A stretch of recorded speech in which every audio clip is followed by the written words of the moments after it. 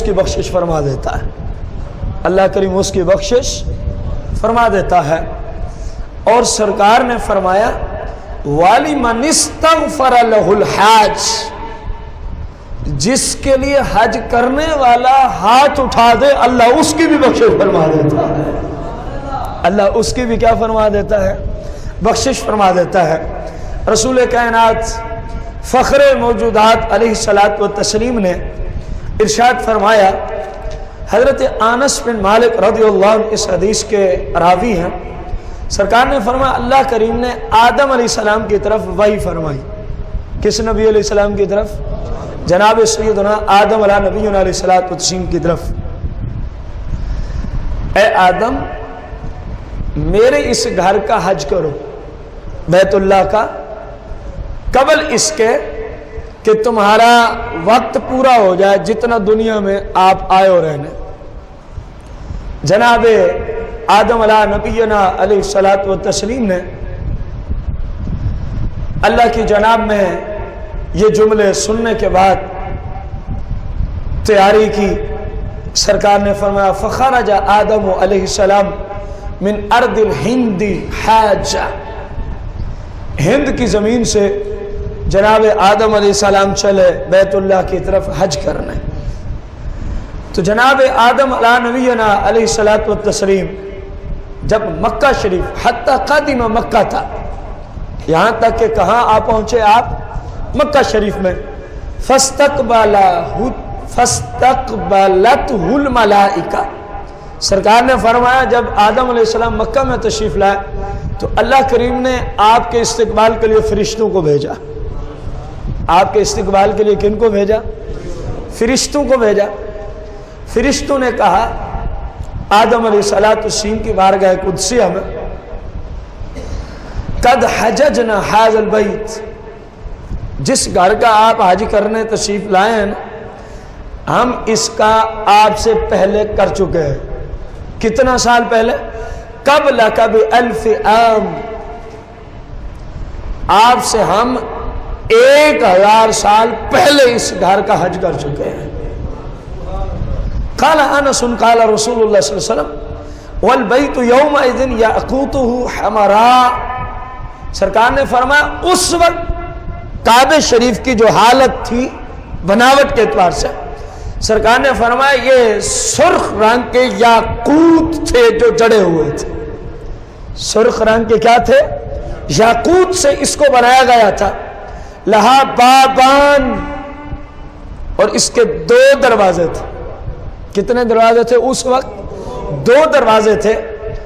حالت ان کی یہ تھی، ایک بندہ اگر کعبہ شریف کے اندر بیٹھا ہے، سرکار نے فرمایا جو طواف کر رہے ہیں یہ ان سب کو دیکھ رہا ہوتا، دروازے اس آیت کے تھے، اور فرمایا جو طواف کرنے والے وہ اس کو دیکھ رہے ہوتے، جو کعبہ شریف کے اندر بیٹھا ہوتا وہ اس کو دیکھ رہے ہوتے۔ جناب آدم علیہ السلام نے اس طرح اپنا حج پورا کیا۔ اللہ کریم نے آدم علیہ نبی علیہ السلام کی طرف وہی فرمائی کہ حج کے ارکان پورے ہو گئے، حالانکہ مالک خود بہتر جانتا تھا۔ سرکار نے فرمایا آدم علیہ السلام نے جواب دیا نعم یا ربی، اے میرے رب میں نے حج کے ارکان پورے کر دیے۔ اللہ کریم نے فرمایا فصل حاجتک، اگر کوئی آپ کی حاجت ہو نا تو مجھ سے مانگے میں آپ کو عطا کروں گا، مجھ سے مانگے میں آپ کو عطا کروں گا۔ غور سے سننا ہے، جو جس مقصد کے لیے میں نے اس حدیث کو چلایا، اللہ نے فرمایا جناب آدم علیہ السلام کو کہ آپ مجھ سے مانگے میں آپ کو عطا کروں گا۔ آدم علیہ نبی علیہ السلام نے اپنے لیے کچھ مانگا، ظرف نہ ہونے کے باعث میں اس کو بیان نہیں کرنا چاہ رہا، اپنی اولاد کے لیے بھی کچھ مانگا۔ اس جملے کو عرض کروں گا، عرض کی مالک میری اولاد کی بخشش فرما دے، میری اولاد کی بخشش فرما دے۔ اللہ کریم نے ارشاد فرمایا اب اولاد کی بخشش کے لیے اللہ کی طرف سے کچھ شرائط آئی ہیں، یہ آپ سب کو سننا، ان کو یاد کرنا، ان پہ چلنا ضروری ہے۔ اللہ کریم نے فرمایا تیری اولاد کی بخشش فرما دوں گا، لیکن کچھ ان کو بھی کرنا ہوگا، کچھ ان کو بھی. فمن عرفانی وآمن بی وصدق رسلی وکتابی. 4 باتوں کا ذکر فرمایا اللہ کریم نے. آپ کی اولاد میں سے جو ان 4 باتوں پہ عمل پیرا ہو جائے گا، آپ کی دعا کی برکت سے میں اس کو معاف فرما دوں گا. پہلی بات، آمن بی، میری ذات پہ کیا لے آئے؟ ایمان لے آئے، کیونکہ ایمان کے بغیر باقی سب فارغ ہیں. عقیدہ جب تک درست نہیں کوئی عبادت بندے کے کام کی نہیں. فرمایا کہ اس تیری ذریت میں سے اس بندے کی بخشش کروں گا جو میری ذات پہ الحمدللہ ہم لے آئے. پہلی بات پائی گئی. عرفانی، دوسری بات، جس نے میری معرفت حاصل کی، جس نے میری معرفت، جس نے یہ پہچانا رب کی ذات کے متعلقہ عقیدہ کیا ہو، رب کی ذات کی طرف کن کن جملوں کی نسبت کی جائے اور کن کن کی نہ کی جائے. اس نے میرے حقوق کو پہچانا کہ ہم اس کے بندے ہیں اور کام کرتے ہیں شیطان والے. اس نے اپنے رب کی معرفت حاصل کی. رب کی معرفت، اس کی ذات کو پہچانا جائے. کما حق کو تو ہم پہچان نہیں سکتے، جتنی وسعت اور طاقت دی اس مالک نے، اس کے مطابق اس کی بات مانی جائے، زندگی اسی طرح بسر کی جائے. اب غور کریں، دوسری شرط ہمارے اندر کتنی پائی جاتی ہے؟ میں مزید کلام نہیں کروں گا، بس کافی ہے. تیسری شرط، وصدق رسلی، اور جس کو میں نبی اور رسول بنا کے بھیجوں وہ اس کو اسی طرح کا رسول اور نبی مانے جیسا میں نے بنا کے بھیجا ہے. اس جملے کو آپ نے سمجھا؟ جیسا میں بنا کے بھیجوں ویسا ماننا، اپنی عقل جیسا نہ ماننا کہ وہ بھی تو نبی علیہ السلام، ان کی بھی 2 آنکھیں ہماری بھی 2 آنکھیں. فرمایا ایسے نہیں، جیسے میں نے بنایا. تیری 2 آنکھوں کے سامنے ایک کاغذ کا ٹکڑا آ جائے، تجھے کچھ نہ نظر آئے، اور سرکار بیٹھے مدینے میں ہوں تو جنت کے حالات عطا فرما رہے ہیں. فرق ہے کہ نہیں ہے؟ فرمایا جیسا میں نے بنا کے بھیجا ہے اس طرح مانے میرے رسول کو، میرے نبی کو. نہیں جی ان کے بھی 2 ہاتھ ہمارے بھی 2 ہاتھ، ٹھیک ہو گیا. تیرا ہاتھ کتنا آگے بڑھ سکتا ہے؟ 1.5 فٹ 2 فٹ بڑھا لے گا اپنے جسم سے. بخاری کی حدیث مبارکہ ہے، سرکار بیٹھے مدینہ منورہ میں، ہاتھ جو بڑھایا جنت سے پھل توڑ لیے. اب کیسے ممکن ہے کہ سرکار ہمارے جیسے ہو جائے؟ ناممکن بات ہے. فرمایا جیسا میں نے بنایا ویسا مانے میرے رسول کو. میں نے جو اوصاف، جو شانیں، جو رفعتیں، جو منزلتیں، جو عظمتیں اپنے انبیاء کو دی ہیں، جو اے آدم معاف کر دوں گا لیکن پہلے مجھے مانے، میرے حقوق کی رعایت کرے. پھر جو میرے نائبین ہیں، جو میرے مظہر اتم ہیں، انبیاء کو بھیجوں گا، رسولوں کو بھیجوں گا، پھر ان کو ایسا مانے جیسا میں بنا کے بھیجوں، جیسا میں بنا کے بھیجوں. پھر چوتھی شرط، وہ کتابی، اور جو میں ان کی طرف کتابیں نازل کروں نا، جو شریعت ان کی طرف میں نازل کروں، اے آدم علیہ السلام میں مغفرت اس کی کر دوں گا. چوتھی بات یہ ہے وہ صدق کتابی، میری کتاب کی تصدیق بھی کریں، میری کتاب کی تصدیق بھی کریں. اس سے میں قرآن سے ایک چھوٹی سی آیت کا مفہوم عرض کرنا چاہوں گا. یہودیوں کے علماء کے متعلقہ قرآن مجید میں متعدد مقامات پر مختلف انداز میں، مختلف اسلوب میں اس بات کو اللہ کریم نے ذکر فرمایا کہ یہودیوں نے تورات کو مانا ہی نہیں، ان خاص علماء کی طرف یہودیوں کے ان علماء نے تورات کی تصدیق ہی نہیں کی، تورات کو مانا ہی، حالانکہ وہ ان کا دعویٰ کیا تھا، سب سے زیادہ ہم ہی تو تورات کو مانتے ہیں، سب سے زیادہ ہم ہی تو تورات کی تصدیق کرتے ہیں۔ آج آ کے مسئلہ کیا ہوا ذرا غور کرنا، اللہ کریم نے فرمایا قرآن میں سورہ بقرہ میں یہ مسئلہ موجود ہے، تورات میں تھا کہ جب آخری نبی علیہ السلام تشریف لے آئے تو تم نے ان کو ایسا ماننا ہے جیسا میں بنا کے بھیجوں، جیسا میں، جانتے بھی تھے یہودیوں کے علماء پادری، جانتے تھے راہبین کہ یہ وہی آخری نبی علیہ السلام ہے، لیکن حسد کی بنا پر رسول اللہ کے خلاف ہو گئے۔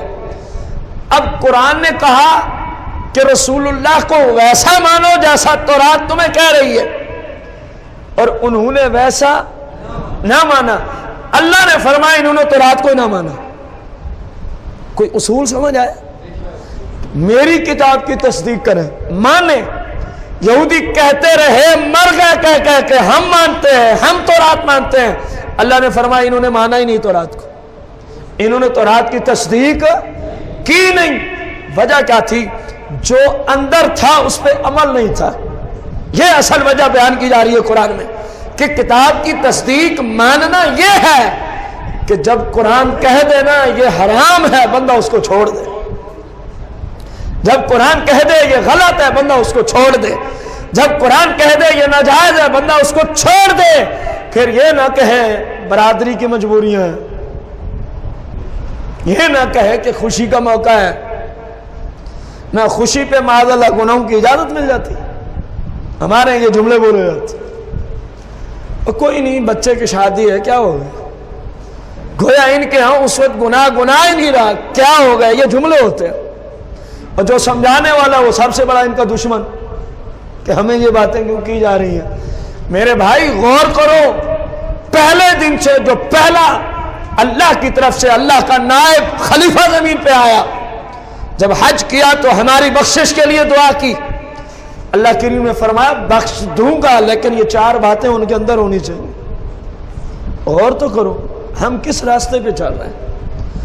کیا ہمارا طریقہ زندگی گزارنے کا قرآن شریف کے مطابق ہے؟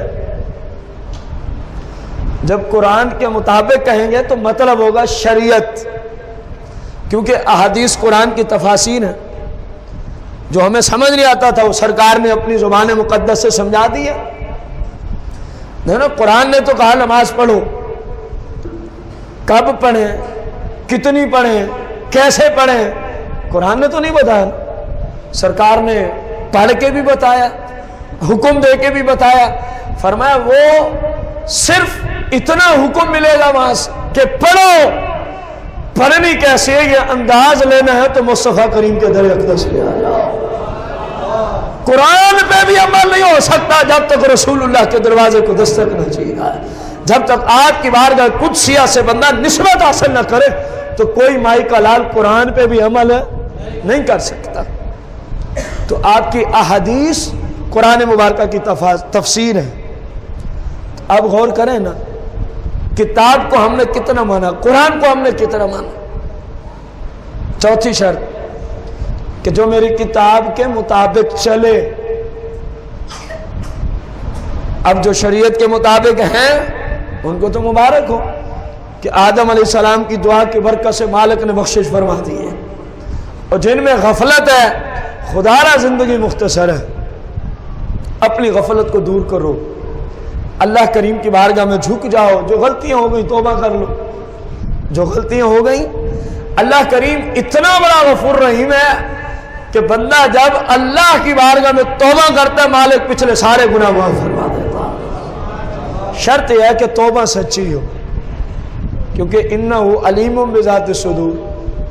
مجھے تو آپ اس طرح دھوکہ دے سکتے ہیں، میں آپ کو دے سکتا ہوں اوپر سے کچھ اندر سے کچھ، لیکن مالک کی بارگاہ میں تو یہ نہیں چلتا نا، اس کے نیک بندوں کی بارگاہ میں نہیں چلتا، وہ تو ان کا بھی مالک ہے، وہ تو ان کا بھی، کیونکہ نیک بندوں کو بھی پتا ہوتا ہے یہ اندر کیا چھپا کے بیٹھا۔